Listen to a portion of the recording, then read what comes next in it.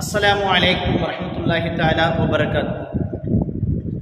அல்லாஹ் ஜல்ல ஷஅனுஹு தஆலாவினுடைய கட்டளையாகிய அந்த அல் குர்ஆன் கண்மணி நாயகம் ஸல்லல்லாஹு அலைஹி வஸல்லம் அவர்களிடத்திலிருந்து கிடைக்கப் பெற்றிருக்கக்கூடிய ஹதீஸ்கள் என்று சொல்லக்கூடிய அவர்களுடைய போதனைகள், இந்த இரண்டையும் ஒட்டி வாழ்ந்த பின்பற்றி வாழ்ந்த நபித்தோழர்கள் ரலியல்லாஹு அன்ஹும் அவர்களுடைய வழிகாட்டுதல்கள், நபித்தோழர்கள் மற்றும் அதற்கு அடுத்து வந்திருக்கக்கூடிய, அதாவது முஹம்மது நபி ஸல்லல்லாஹு அலைஹி வஸல்லம் அவர்களுக்கு அடுத்து வந்திருக்கக்கூடிய 3 நூற்றாண்டுகளைச் சேர்ந்த அறிஞர் பெருமக்கள் ரஹ்மத்துல்லாஹி அலைஹி, இவர்களுடைய இந்த அனைத்தினுடைய ஒரு முழு வடிவமாக, ஒரு ஒன்றிணைப்பாக தீனுல் இஸ்லாம் என்கின்ற இந்த மார்க்கம் நமக்கு கட்டமைக்கப்பட்டுள்ளது.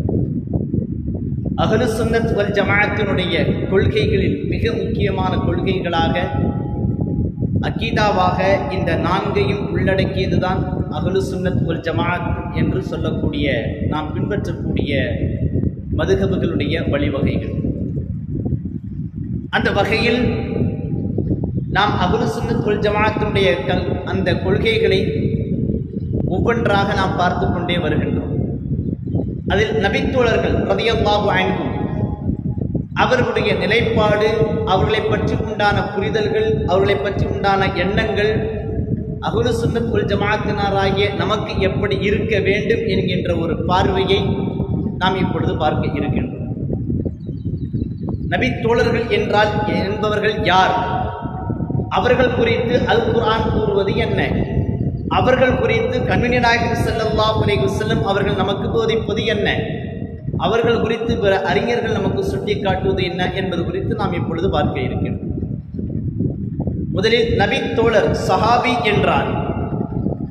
நபி ஸல்லல்லாஹு அலைஹி வஸல்லம் அவருடைய காலத்தில் அவர் வாழ்ந்திருக்க வேண்டும். நபி ஸல்லல்லாஹு அலைஹி வஸல்லம் அவர்களை சந்தித்திருக்க வேண்டும். 2. மூன்றாவதாக நபி ஸல்லல்லாஹு அலைஹி வஸல்லம் அவர்களை சந்தித்ததோடு மட்டுமல்லாமல் அவருடைய கரம் பற்றி தீனுல் இஸ்லாத்தை தன்னுடைய வாழ்க்கை நெறியாக அவர் ஆக்கிக் கொள்ள வேண்டும். இறுதியாக அந்த தீனுல் இஸ்லாத்திலேயே, இஸ்லாமிய மார்க்கத்திலேயே நிலைத்திருந்து அதிலேயே எவர் ஒருவர் மரணிக்கின்றாரோ அவர் நபித்தோழர் ரலியல்லாஹு அன்ஹு, நபி காலத்தில் வாழ்ந்த சஹாபி என்பதாக இந்த இஸ்லாமிய வரலாறுகளில் அவர்கள் அறியப்படுகிறார்கள். அவர்களை பற்றி உண்டான நமக்கான புரிதல் என்ன இருக்க வேண்டும் என்பதை நாம் பார்த்து கொள்ள வேண்டும். நபி தோழர்களை ஈமான் கொள்வது, அவர்கள் நபியினுடைய தோழர் என்பதாகவும், அவர்களுடைய செயல்பாடுகள் நபி ஸல்லல்லாஹு அலைஹி வஸல்லம் அவருடைய காட்டிய வழிமுறைகளிலேயே அவருடைய வாழ்க்கை அமைந்திருக்கிறது என்பதையும் ஈமான் கொள்ளுதல் என்பது மார்க்கத்தில் மிக முக்கியமான ஒரு தலையாய கடமையாக, விதியாக இருக்கிறது என்பதையும் நாம் கவனத்தில் கொள்ள வேண்டும். அஹ்மது பின் ஹம்பல் ரஹ்மத்துல்லாஹி அலைஹி அவர்கள் தம்முடைய அஸ்-சுன்னா என்கின்ற நூலில் ஒரு 8 விஷயங்களை நமக்கு சுட்டிக்காட்டுகிறார்கள். இவற்றை நாம் நடைமுறைப்படுத்துதல் என்பது சுன்னத்துகளில், நன்மையான காரியங்களில், வழிமுறைகளில் உள்ளதாகும் என்பதாக அவர்கள் வழிமுறைப்படுத்துகின்றார்கள். அவர்கள் சொல்லுகிறார்கள், பாருங்கள், நபித்தோழர்கள் ரலியல்லாஹு அன்ஹு அவர்களுடைய ஒவ்வொருவருடைய நல்ல காரியங்களையும், யாராக இருக்கட்டும் சரி, நபி ஸல்லல்லாஹு அலைஹி வஸல்லம் அவர்களுக்கு மிகவும் நெருக்கமாக அந்தஸ்துகளில் உயர்ந்திருக்கக்கூடிய ஒரு நபித்தோழரை பற்றியாக இருந்தாலும் சரி, தன்னுடைய வாழ்நாளில் ஒரே ஒரு முறை, ஒரே ஒரு நாளில், ஒரே ஒரு மணி நேரம் அல்லது குறைந்த நிமிடங்கள் நபி ஸல்லல்லாஹு அலைஹி வஸல்லம் அவர்களை சந்தித்து சென்ற ஒரு நபித்தோழராக இருந்தாலும் சரி, அவர்களை பற்றி உண்டான நல்ல விஷயங்களை அசைபோடுவது, நல்ல விஷயங்களை நினைவு கூறுவது நன்மையான காரியங்களில் உள்ளது. அவர்களுக்கு இடையே இருக்கக்கூடிய பிணக்குகளை பேசாமல் இருப்பதும் சுன்னத்துகளில், நல்ல காரியங்களில் உள்ளது என்பதாக அஹ்மது பின் ஹம்பல் ரஹ்மத்துல்லாஹி அலைஹி அவர்கள் சுட்டிக்காட்டுகிறார். அதாவது 2 நபித்தோழர்கள், அவர்களுக்கு இடையில் ஏதோ ஒரு புரிதலின் காரணமாக ஏதோ ஒரு பிரச்சனை இருக்கின்ற பொழுது அந்த பிரச்சனைகளை மையப்படுத்தி ஒருவரை ஒருவர் நாம் குறை காண்பது என்பது மார்க்கத்தில் தடுக்கப்பட்ட காரியம் என்பதாக சுட்டிக்காட்டுகிறார்கள். அடுத்ததாக அவர்கள் சுட்டிக்காட்டுகிறார்கள் பாருங்கள், அவர்கள் மீது நாம் பிரியம் கொள்ள வேண்டும், அவர்கள் மீது நாம் நேசம் கொள்ள வேண்டும், பாசம் கொள்ள வேண்டும். இதுவும் சுன்னத்துகளில் உள்ளது. அந்த நபி தோழருக்காக, அவர்களுடைய நல்ல குடும்பத்தினருக்காக நாம் துஆ செய்வது, அல்லாஹ் ஜல்ல ஷானஹு வ தஆலாவிடத்தில் அவர்களுக்காக பிரார்த்தனை செய்வதும் சுன்னத்துகளில் உள்ளது என்பதாக சுட்டிக்காட்டப்படுகிறது. அடுத்ததாக அவர்களை பின்பற்றுவது, அவர்கள் வாழ்ந்திருப்பது நபி ஸல்லல்லாஹு அலைஹி வஸல்லம் உடைய காட்டி தந்த வழிகளில். நபி ஸல்லல்லாஹு அலைஹி வஸல்லம் அவர்கள் அல் குர்ஆனுடைய விளக்கமாகவே தங்களுடைய வாழ்க்கையை அமைத்துக் கொண்டவர்கள், அதை பின்பற்றி வாழ்ந்தவர்கள் தான் இந்த நபி தோழர்கள் ரலியல்லாஹு அன்ஹும். அவர்களை நாம் பின்பற்றி வாழுதல் என்பது நமக்கான வசீலாவாகும். அடுத்ததாக அவர்களுடைய அடிச்சுவடுகளை பின்பற்றுதல், அதாவது அவர்கள் விட்டு சென்ற அந்த ஆசார் என்று சொல்லக்கூடிய அவர்களுடைய சுவடுகள், அவர்கள் நமக்கு விட்டு சென்றிருக்கக்கூடிய நல்ல பல விஷயங்களை நாம் பின்பற்றுதல் என்பது மார்க்கத்தில் சிறப்புக்குரிய ஒன்றாகும். அத்தோடு மட்டுமல்லாமல் அவர்களுடைய சருகுதல்களை நினைவு கூறுவது என்பது தவறான ஒரு விஷயமாகும் என்று சுட்டிக்காட்டுகிறார். அவருடைய சருகுதல் என்பது இரண்டு நபித்தோழர்கள் அவர்களுக்கு உண்டான பிணக்கு என்பது வேறு. ஒரு காரியத்தில் ஒரு நபித்தோழர் ரலியல்லாஹு அன்ஹு அவர்கள் ஒரு காரியத்தை செயல்படுத்துகிறார்கள், அதில் ஏதேனும் பிசகுதல்கள் வந்துவிட்டது, சருகுதல்கள் வந்துவிட்டது என்று சொன்னால் அது குறித்து நாம் பேசுவது மார்க்கத்தில் தடை செய்யப்பட்ட ஒன்றாகும். நபித்தோழர்களை ரலியல்லாஹு அன்ஹும் அவர்களை திட்டுவதும், அவர்களை விமர்சிப்பதும், அவர்களை நிந்திப்பதும், அவர்களை இழித்துரைப்பதும் மார்க்கத்தில் முழுக்க முழுக்க தடை செய்யப்பட்ட ஒன்றாகும் என்பதாக அஹ்மது பின் ஹம்பல் ரஹ்மத்துல்லாஹி அலைஹி அவர்கள் தம்முடைய அஸ்ஸுன்னா என்கின்ற நூலில் சுட்டிக்காட்டுகிறார். இது குறித்து ஒவ்வொரு விஷயமாக நாம் இப்பொழுது பார்த்துள்ளோம். இதையெல்லாம் எங்கிருந்து இவர்கள் எடுத்து இப்படி சொல்லுகிறார்கள்? நபித்தோழர்கள் ரலியல்லாஹு அன்ஹும் அவர்களுக்கு இப்படிப்பட்ட சிறப்புகள் ஏன் வந்தது என்பதையும் நாம் இப்பொழுது பார்த்துக் கொள்ள வேண்டும். அல்லாஹ் ஜல்ல ஷானஹு வ தஆலா தனது திருமறையில் சுட்டிக்காட்டுகிறார். ஏராளமான இடங்களில் நபித்தோழர்கள் ரலியல்லாஹு அன்ஹும் அவர்களுடைய சிறப்புகள் குறித்து, அவர்களுடைய தியாகங்கள் குறித்து, அவர்களுடைய தனிமனித வாழ்வுகள் குறித்து, அவர்கள் மக்களுக்கு செய்திருக்கக்கூடிய தொண்டுகள் குறித்து, இஸ்லாத்திற்கு செய்திருக்கக்கூடிய தொண்டுகள் குறித்து ஏராளமான இடங்களில் நேரடியாகவும் மறைமுகமாகவும் அல்லாஹ் ஜல்ல ஷானஹு வ தஆலா சுட்டிக்காட்டுகிறார். அதில் சில விஷயங்களை மட்டும் நான் உங்களுக்கு இப்பொழுது சுட்டிக்காட்டுகிறேன். சூரத்து தௌபா 9வது அத்தியாயம் 100வது வசனத்தில் அல்லாஹ் ஜல்ல ஷானஹு வ தஆலா இவ்வாறு சுட்டிக்காட்டுகின்றார். வஸ்ஸாபிகூனல் அவ்வலூன மினல் முஹாஜிரீன வல் அன்சார் வல்லதீன தபஊஹும் பிஇஹ்சானிர் ரலியல்லாஹு அன்ஹும் வரது அன். ஸதகல்லாஹுல் அலியுல் அலீம். புலம் பெயர்ந்து சென்றவர்களில் முந்தியவர்கள், அவர்களுக்கு உதவி செய்தவர்கள், இவர்களை நல்ல காரியங்களில் பின்பற்றியவர்கள், இவர்கள் யாவரையும் அல்லாஹ் ஜல்ல ஷானஹு வ தஆலா பொருந்திக் கொண்டான். இவர்களும் அல்லாஹ் ஜல்ல ஷானஹு வ தஆலாவை பொருந்திக் கொண்டார்கள், ஏற்றுக்கொண்டார்கள், மனமோந்து அவர்கள் அங்கீகரித்துக் கொண்டார்கள் என்பதாக அல்லாஹ் ஜல்ல ஷானஹு வ தஆலாவே சாட்சியம் கூறிவிட்ட பிறகு நபித்தோழர்கள் ரலியல்லாஹு அன்ஹும் அவர்கள் குறித்து, அவருடைய வாழ்க்கையினுள் நடந்திருக்கக்கூடிய விஷயங்கள் குறித்து விமர்சிப்பதற்கு நமக்கு எந்த விதமான அதிகாரமும் அருகதையும் கிடையாது என்பதை நாம் விளங்கிக் கொள்ள வேண்டும். முதலாவதாக அல்லாஹ் ஜல்ல ஷானஹு வ தஆலா தொடர்ந்து பல வசனங்களில் சுட்டிக்காட்டுகின்றான்.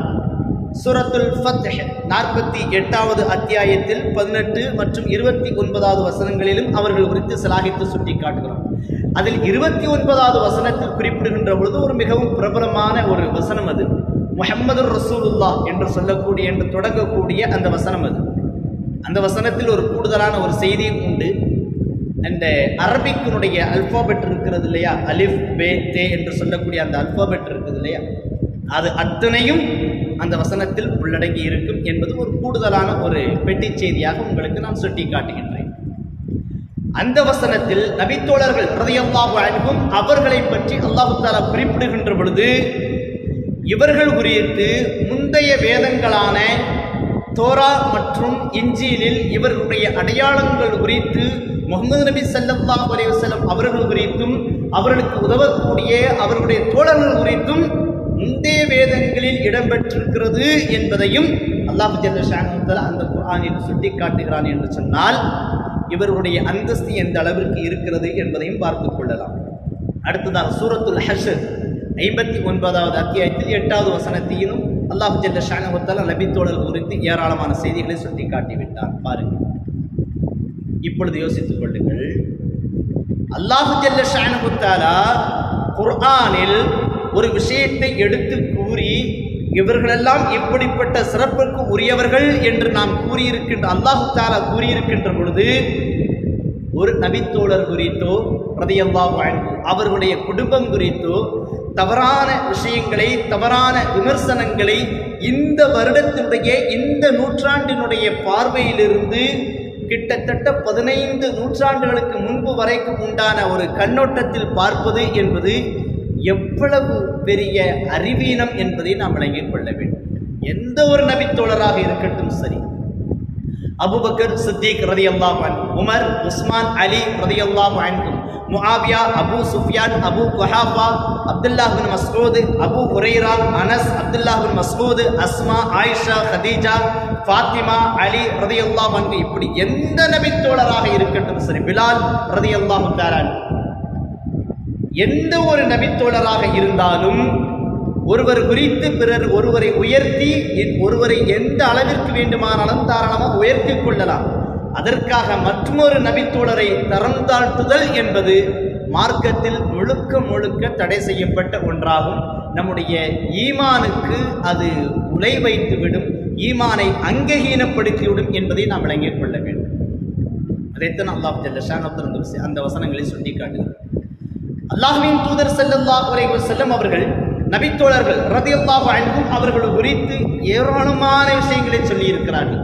ஒரு தனி நபராகவோ ஒரு குழுவாகவோ ஒரு குடும்பமாகவோ ஒரு கோத்திரமாகவோ அல்லது ஒட்டுமொத்தமாக ஒரு சமூகமாகவோ நபித்தோழர்கள் குறித்து ஏராளமான செய்திகளை நலவுகளை அல்லாஹ்வின் தூதர் ஸல்லல்லாஹு அலைஹி வஸல்லம் சுட்டி காட்டுகிறார். அதில் முத்தாய்ப்பாக ஒன்றை நான் சுட்டி காட்டுகின்றேன். ஒவ்வொரு வாரமும் பள்ளிவாசலில் ஜுமா தொழுகை என்று இமாம் அவர்கள் குத்துபா ஓதுகின்ற பொழுது இந்த விஷயத்தை சுட்டி காட்டுவதற்கு தவறுவதே கிடையாது. அப்படிப்பட்ட மிகச்சிறப்பு வாய்ந்த ஒரு ஹதீஸ். அன் அப்துல்லாஹ் பின் மஸ்ஊத் ரலியல்லாஹு தஆலா அன்ஹு கால ரசூலுல்லாஹி ஸல்லல்லாஹு அலைஹி வஸல்லம் கைரு உம்மத்தி அல் கர்னு அல்லதீன யலூனி சும்மல்லதீன யலூனஹும் சும்மல்லதீன யலூனஹும் அவு கமா கால அலைஹி ஸலாத்து வஸலாம். ரவாஹ் முஸ்லிம். முஸ்லிம் ஷரீஃபில் பதிவு செய்யப்படுகின்றது 4956வது ஹதீஸாகும். மேலும் ஏராளமான ஹதீஸ்களும் இது காண கிடைக்கின்றது. அப்துல்லாஹ் பின் மஸ்ஊத் ரலியல்லாஹு தஆலா அன்ஹு அவர்கள் அறிவிக்கிறார்கள், அல்லாஹ்வின் தூதர் ஸல்லல்லாஹு அலைஹி வஸல்லம் அவர்கள் கூறுகிறார்கள், எனது சமுதாயத்திலேயே ஆகச்சிறந்த சமுதாய மக்களாக எனக்கு நெருக்கமாக இருக்கக்கூடிய காலத்தில் சமகாலத்தில் வாழக்கூடியவர்களை நான் மிகச்சிறந்தவர்கள் என்பதாக சொல்லுவேன் என்கிறார்கள் அல்லாஹ்வின் தூதர் ஸல்லல்லாஹு அலைஹி வஸல்லம். அவர்களுக்கு அடுத்த நிலையில் அந்தஸ்துள்ளவர்களாக சிறந்தவர்களாக அந்த நபி தோழர்களுக்கு அடுத்து வரக்கூடிய மக்களை சிறந்த சமுதாயம் என்பதாக நான் கூறுவேன். அதற்கு அடுத்த அந்தஸ்தில் உள்ளவர்கள் அதற்கு அடுத்து வரக்கூடிய சமுதாயத்தவர்கள் மக்களில் சிறந்தவர்கள் என்பதாக நான் கூறுவேன் என்பதாக அல்லாஹ்வின் தூதர் ஸல்லல்லாஹு அலைஹி வஸல்லம் அவர் சுட்டி காட்டுகிறார். அப்படி என்றால் நபி ஸல்லல்லாஹு அலைஹி வஸல்லம் அவருடைய காலகட்டத்தில் வாழ்ந்திருக்கக்கூடிய அந்த நபி தோழர்களுக்கு ரலியல்லாஹு அன்ஹும் மார்க்கம் முழுக்க முழுக்க மிக நிறைவாக அவர்களுக்கு கிடைத்திருக்கும். அவர்கள் வாழ்வியலிலும் சரி, அவர்கள் தியாகத்திலும் சரி, அவருடைய வணக்க வழிபாடுகளிலும் சரி, அவருடைய இதர செயல்பாடுகளிலும் சரி, எல்லா வகையிலும் அவர்கள் மேம்பட்டவர்களாக உன்னத நிலையை அடைந்தவர்களாக இருக்கிறார்கள் என்பதை அல்லாஹ்வின் தூதர் ஸல்லல்லாஹு அலைஹி வஸல்லம் சுட்டிக்காட்டி இருக்கிறார்கள்.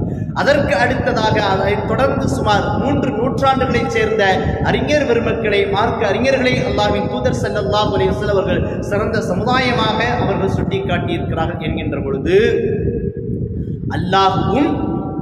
அல்லாஹ்வின் தூதர் ஸல்லல்லாஹு அலைஹி வஸல்லம் அவர்களும் சிறப்பித்து கூறிய நபித்தோழர்களை நிந்திப்பது, நபித்தோழர்கள் மீது விமர்சன கணைகளை தொடுப்பது, நபித்தோழர்களை இடித்துரைப்பது, நமக்கு மிகப்பெரிய அளவிலான அறிவு இருக்கிறது என்கின்ற சிந்தனையில் அவர்களை வேறு ஒரு கண்ணோட்டத்தில் பார்ப்பது என்பது எவ்வளவு மோசமான செயல் என்பதை நாம் மிக தெளிவாக விளங்கிக் கொள்ள வேண்டும்.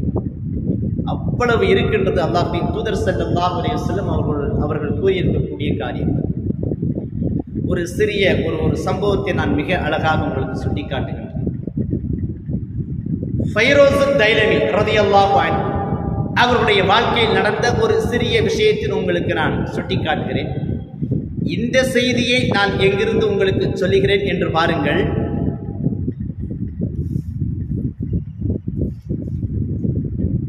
நம்முடைய நண்பர் ஒருவர் நூருத்தீன் அமெரிக்காவில் சியாட்டில் வசிக்கிறார். அவர் தோழர்கள் ரலியல்லாஹு அன்ஹு, அதாவது நபி ஸல்லல்லாஹு அலைஹி வஸல்லம் அவருடைய தோழர்கள் குறித்து ஒரு நூலை அவர்கள் உருவாக்கி இருக்கிறார்கள்.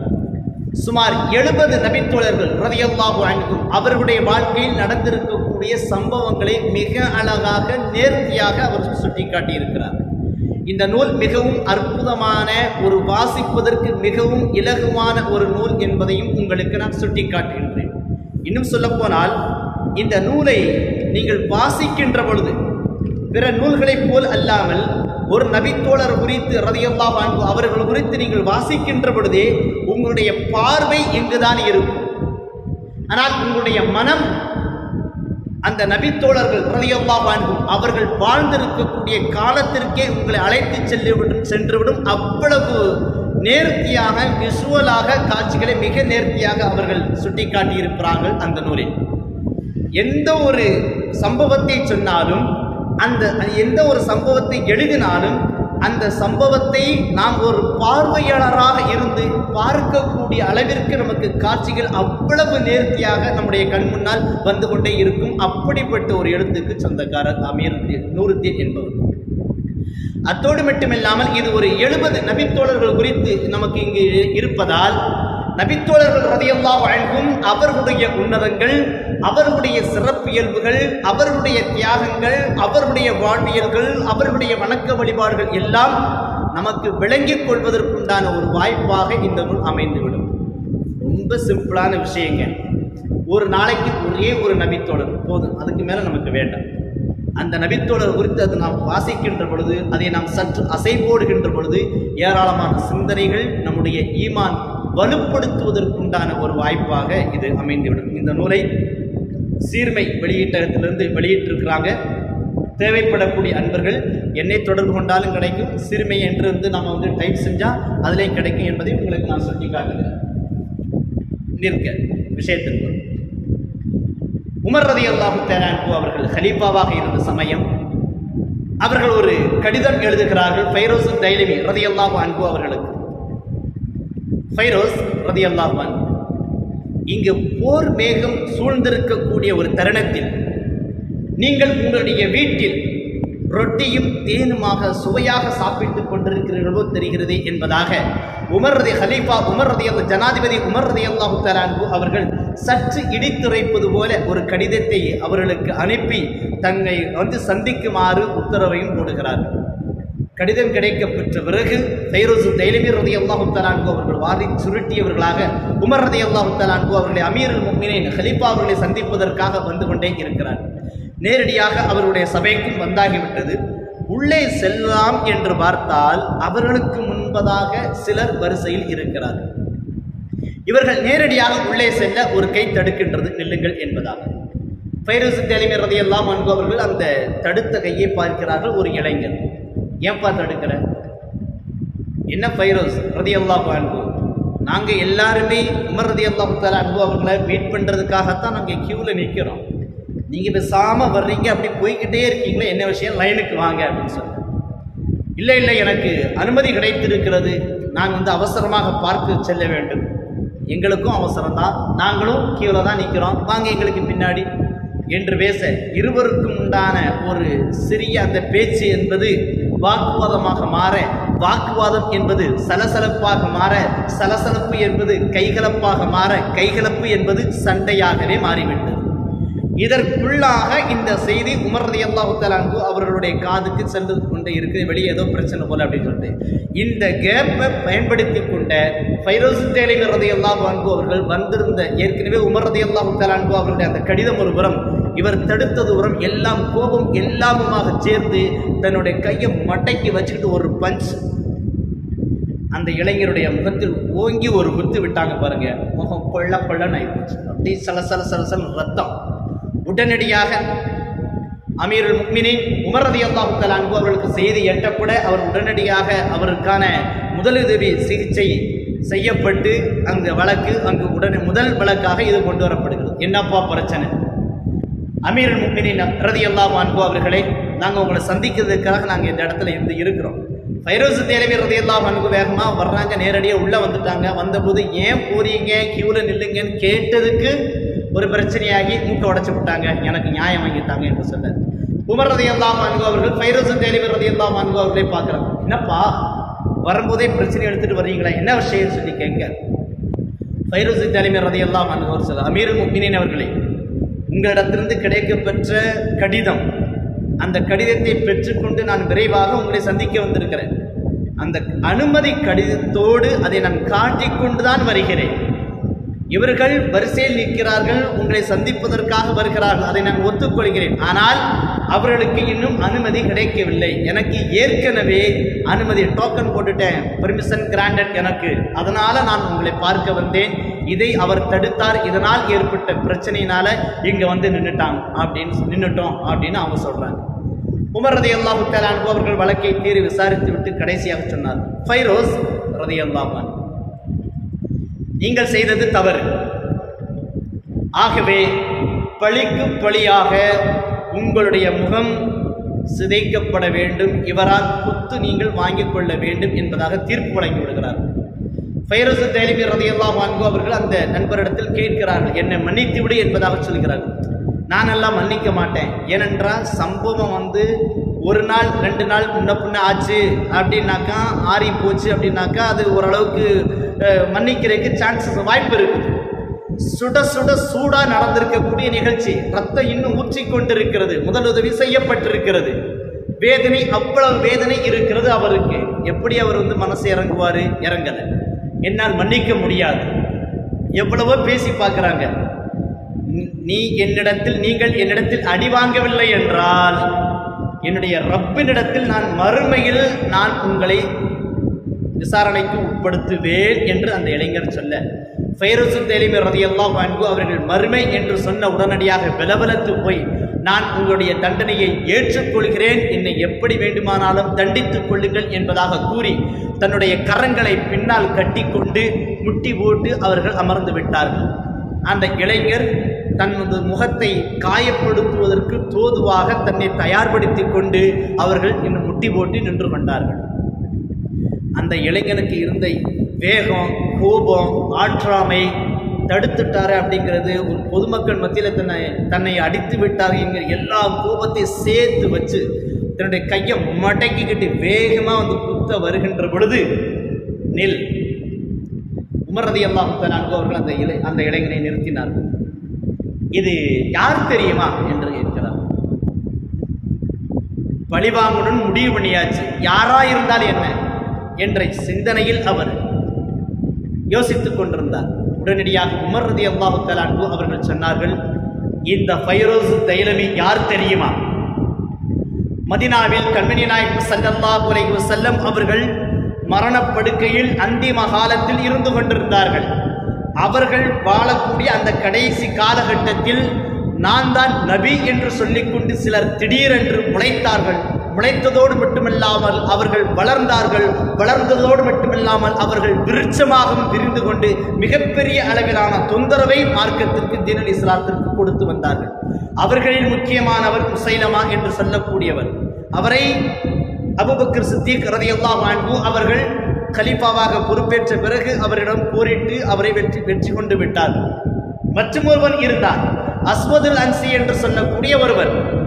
அவன் ஒரு பிளாக் மேஜிக்கர், ஒரு மந்திரவாதி, மிகச்சிறந்த பேச்சாற்றல், நாவன்மைக்கு சொந்தக்காரன்.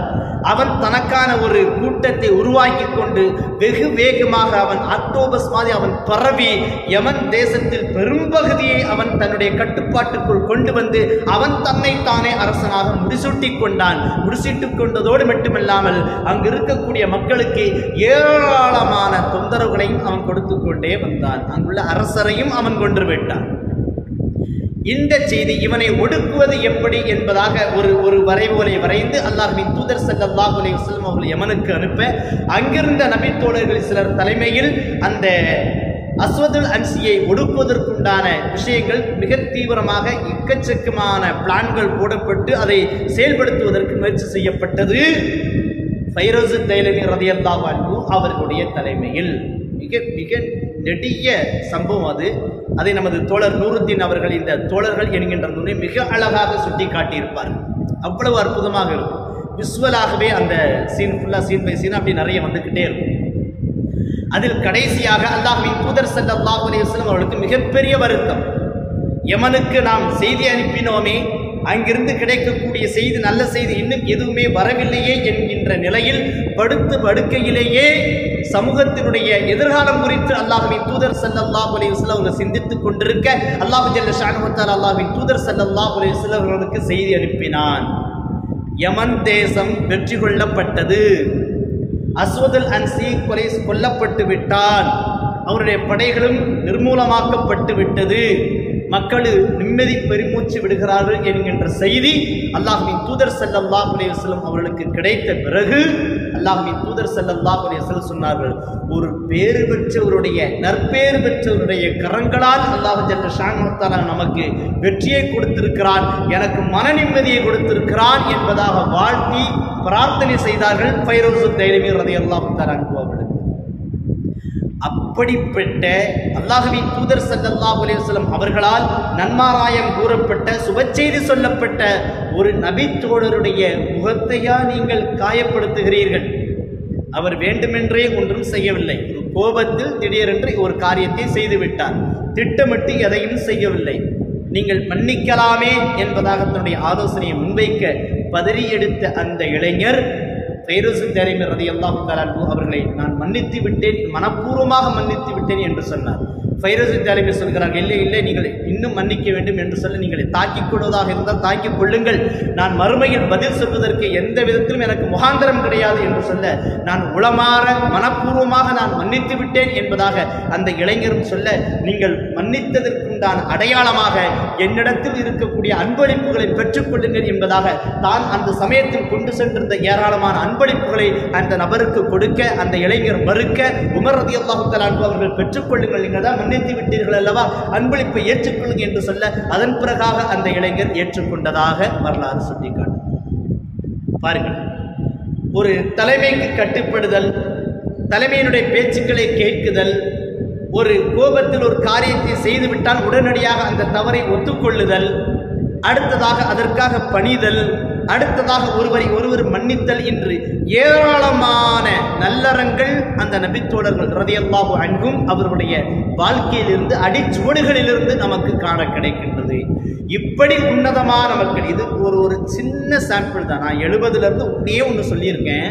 அது 70 கூட அல்ல, 7000க்கு மேல 70,000க்கு மேல நபித்தோழர்கள் ரலியல்லாஹு அன்ஹும் அவருடைய வாழ்க்கையிலிருந்து அவ்வளவு செய்திகள் நமக்கு காண கிடைக்கின்றதாகவே எந்த ஒரு நபித்தோழரையும் அபூபக்கர் ரலியல்லாஹு அன்ஹு அவர்களையோ, உமர் ரலியல்லாஹு அன்ஹு அவர்களையோ, உஸ்மான், அலி ரலியல்லாஹு அன்ஹு அவர்களையோ, Muawiya, Abu Sufyan, Abu Quhafa, Abu Hurairah, Abu Dubaba, Abu Lubaba, Abu Dharr, Abu Hurairah, Anas, Abdullah bin Masud, Bilal, இப்படி அப்துல்லாஹ் பின் அப்பாஸ், இப்படி எந்த நபித்தோழராக இருந்தாலும் விமர்சிப்பதற்கு, அவருடைய இந்த உலக காரியங்களாக இருந்தாலும் மறு உலக காரியங்களாக இருந்தாலும் அதை நாம் விமர்சனம் செய்து இடித்துரைப்பதற்கு நமக்கு எந்த விதத்திலும் அருகதை கிடையாது என்பதுவே அஹ்லுஸ் சுன்னத் வல் ஜமாஅத்தினுடைய கொள்கைகளின் ஆணித்தரமான கொள்கைகளில் ஒன்று.